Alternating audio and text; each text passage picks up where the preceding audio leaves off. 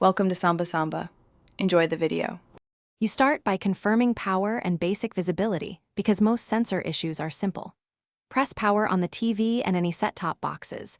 Make sure the remote battery orientation is correct and fresh.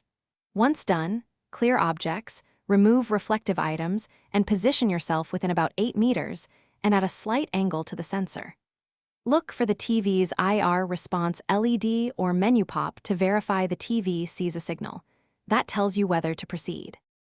Now test the signal and inspect the hardware so you know why the sensor failed. Point the remote at a phone camera and press buttons. If you see a flashing light on the camera, the remote emits IR. Next, unplug extra HDMI or USB peripherals one at a time because some devices interfere with IR receivers. Open the TV bezel if comfortable. Gently check the sensor module for dirt, loose screws, or a detached ribbon cable, and reseat any connectors to restore contact. Finish by repairing or bypassing the faulty sensor so normal control returns.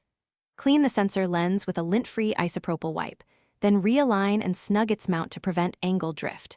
If the module is damaged or ribbon traces are gone, install a replacement board or attach an external IR extender to the TV's IR input as a reliable workaround. Finally, verify full functionality across the room.